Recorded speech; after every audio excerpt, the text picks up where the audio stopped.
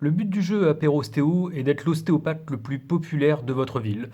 Autrement dit, celui qui a le plus de patients dans sa patientèle.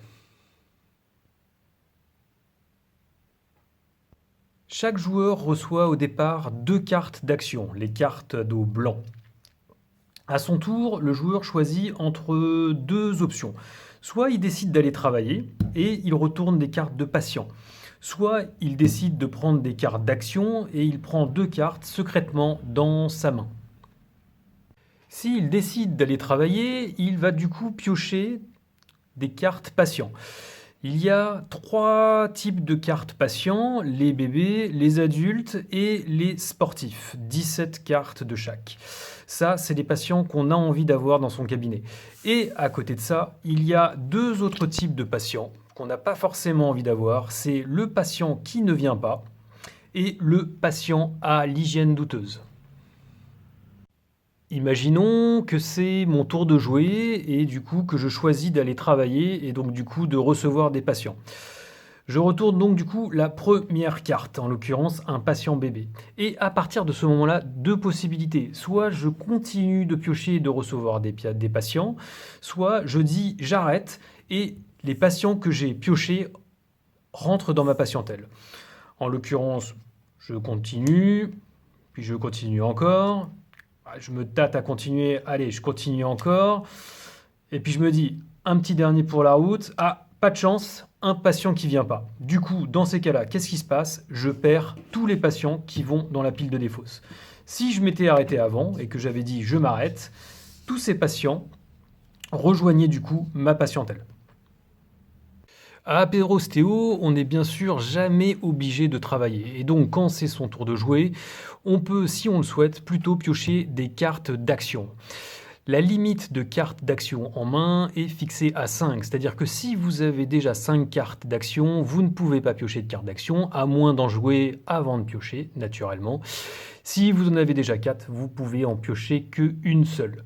La particularité des cartes d'action, c'est qu'elles peuvent être jouées n'importe quand, à n'importe quel moment, même quand c'est pas votre tour. Parmi les cartes actions, on retrouve tout d'abord les cartes de diplôme, autrement appelées major. On a la major ostéopathie pédiatrique, le major ostéopathie du sport et le major ostéopathie générale. Ces cartes de major peuvent être posées devant vous quand c'est votre tour de jouer ou même quand c'est pas votre tour de jouer parce qu'à Apéro-Ostéo, on peut jouer quand on veut ces cartes et elles vous confèrent du coup un avantage. En l'occurrence, le major ostéopathie générale vous permettra, quand c'est votre tour pour le coup, de voler à un autre joueur 1 ou 2 cartes de patient adulte. C'est vous qui êtes le major, c'est vous qui avez la réputation, donc du coup, vous piquez les patients des autres ostéopathes.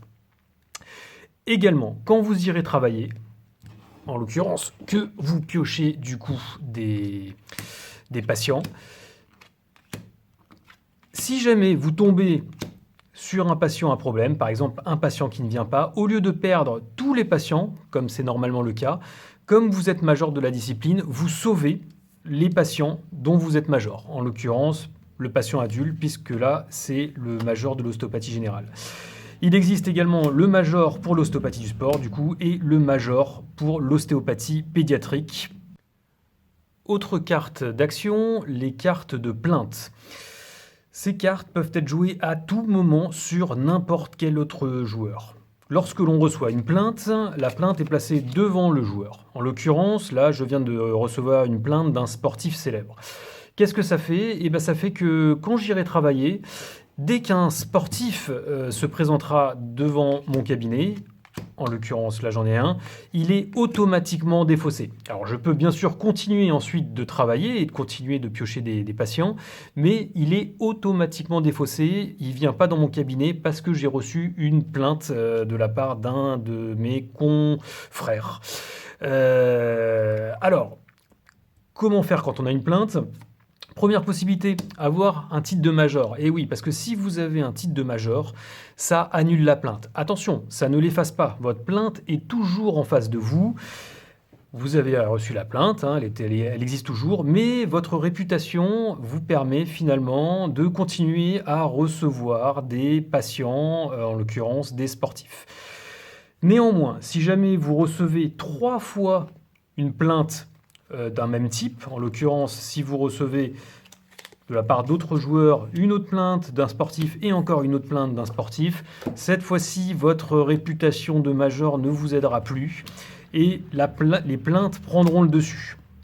Il faudra du coup, pour vous débarrasser des plaintes et récupérer l'effet de votre major, utiliser une carte qu'on va voir tout de suite qui s'appelle la carte coup de fil au ministre de la Santé. Alors là, le coup de fil au ministre de la Santé, tout de suite, on l'appelle et ça enlève toutes les plaintes d'un même type. Ça a aussi d'autres pouvoirs, on va le voir après, mais en l'occurrence, ça vous permet de vous racheter une réputation.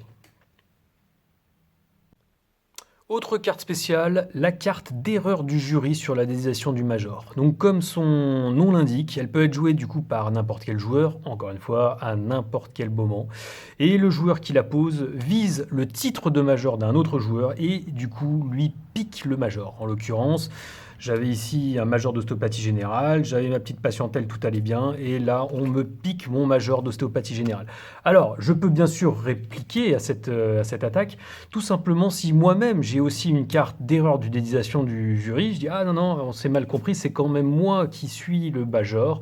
Donc je peux répondre à une erreur du jury par une erreur du jury, qui peut elle-même être répondue par une autre erreur du jury, et naturellement, derrière tout ce beau monde, il peut y avoir à tout moment un coup de fil au ministre de la Santé, puisque le coup de fil au ministre de la Santé, il permet, au-delà de pouvoir annuler des plaintes, il permet également aussi, bien sûr, d'annuler une carte d'erreur du jury. Donc une carte, bien sûr, très puissante, le coup de fil au ministre de la Santé.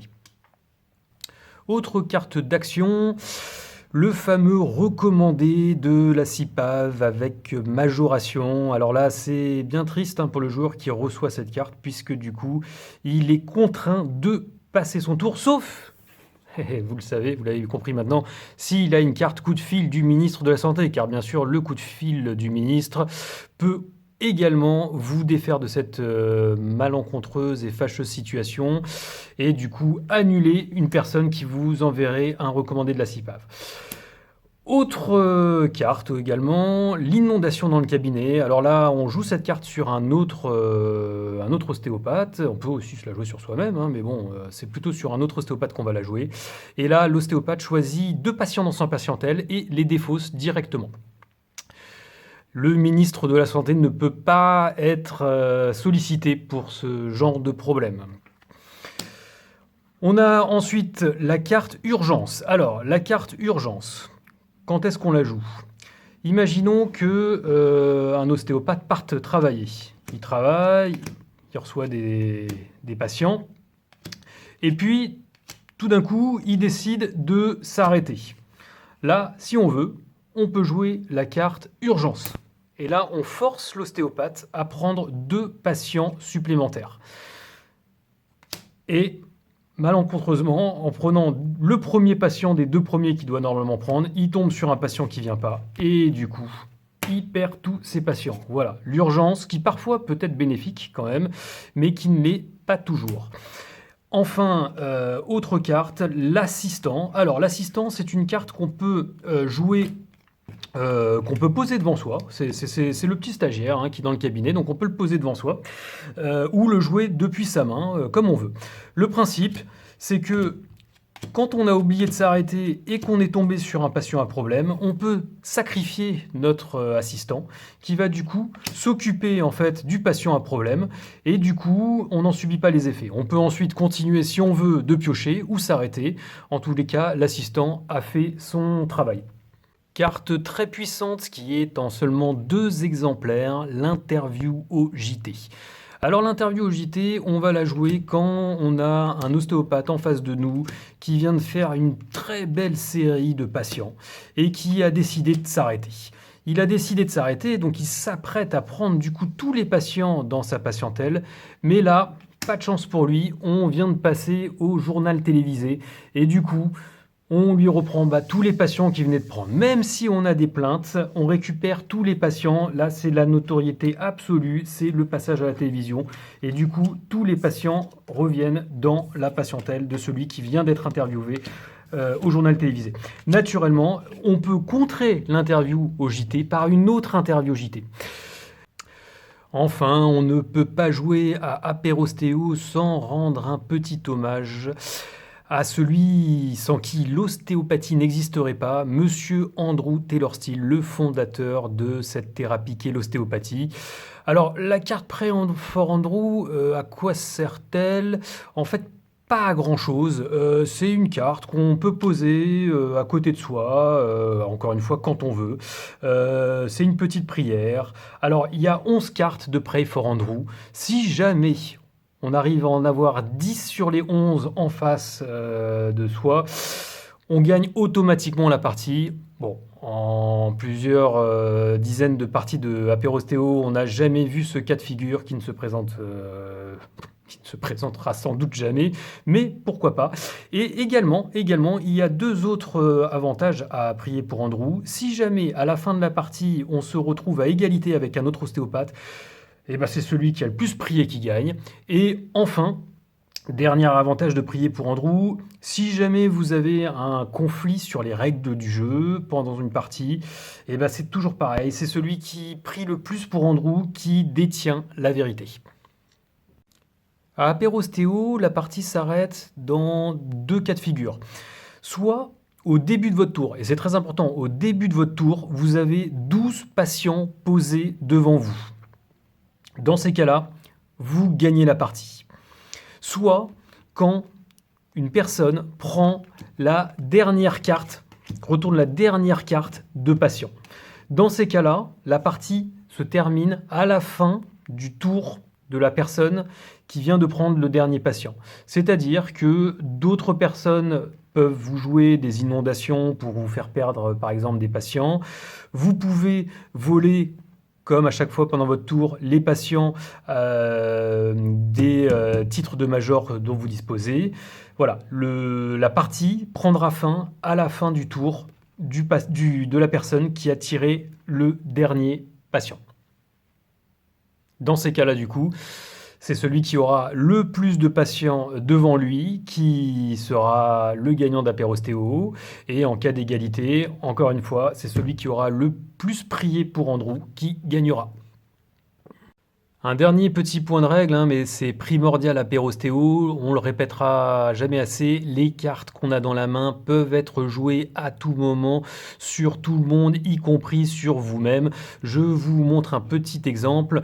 Par exemple, là, c'est mon tour de jouer, je décide d'aller travailler, j'ai un premier patient sportif qui arrive dans mon cabinet, suivi d'un patient bébé, suivi d'un autre patient bébé, et là, quelqu'un me glisse sournoisement une plainte d'un sportif célèbre, alors du coup, je la reçois, et à partir de maintenant, du coup, tous les sportifs, alors pas celui-ci, puisqu'il n'était pas concerné, mais tous les suivants qui arriveront, du coup, devront être défaussés, puisque j'ai reçu la plainte la plainte d'un sportif célèbre. Donc, toutes les cartes peuvent être jouées à tout moment.